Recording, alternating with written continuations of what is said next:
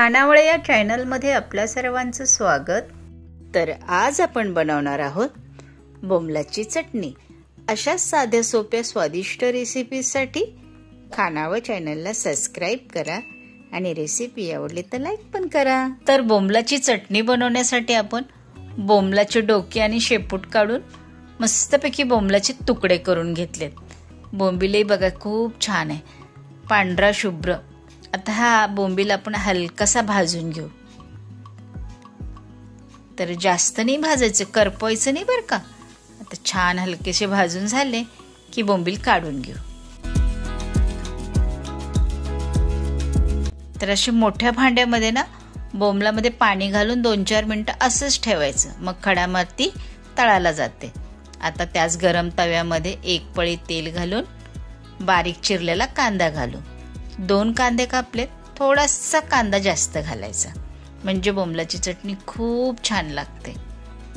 आता हा कांदा आपण हलकासा परतून घेऊ। बघा छान असा कांदा आपला हलकासा परतून झालाय। यामध्ये बारीक चिरलेले टोमॅटो घालू आणि टोमॅटो ही छान कांद्यामध्ये परतून घेऊ। आता घालूया पाव चमचा हळद आणि आवडीप्रमाणे कांदा लसूण मसाला। तसा घरातला कुठलाही मसाला घालू शकता, जो आपल्या ठेवणीचा आहे, मस्तच लागते चटणी। छान असं हलकसं परतून घेऊ। आता थोडंसं मीठ घालू। मीठ थोडं बेतानच घालायचं बरं का, कारण बोंबिलालाही खारटपणा असतो ना, म्हणून, नाही तर चटणी आपली खारट होईल। तर मीठ घातलं ना तर टोमॅटो लवकर शिजतो। बघा मस्त असा नरम झालाय आपला टोमॅटो, छान चटणी दिसते। आता हे स्वच्छ धुतलेले बोंबील घालू। 2-3 वेळा पाण्याने स्वच्छ धुवून घेतले बोंबील आणि आता या चटणीमध्ये मिक्स करून घेऊ। बघा किती छान दिसते ना चटणी, मस्त अशी बाजरीच्या भाकरी बरोबर, ज्वारीच्या भाकरी बरोबर खूप टेस्टी लागते।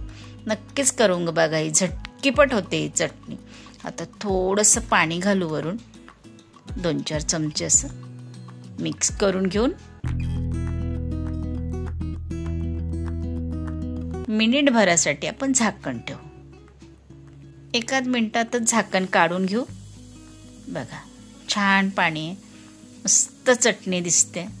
बोंबलाला जास्त शिजायला वेळ नाही लागत, कारण आपण बोंबील आधीच भाजून घेतलेत। आता याच्यावरून आपण कोथिंबीर घालू। मस्त पाणी आटले आणि गॅस बंद करून घेऊ। आता ही आपली झटकीपट बोंबलाची चटणी झालेली आहे आणि खाण्यासाठी तयार आहे। तर कशी वाटली ही आजची रेसिपी मला कमेंटमध्ये नक्की सांगा। आजचा व्हिडिओ बघितल्याबद्दल धन्यवाद। पुन्हा भेटूया पुढच्या व्हिडिओमध्ये।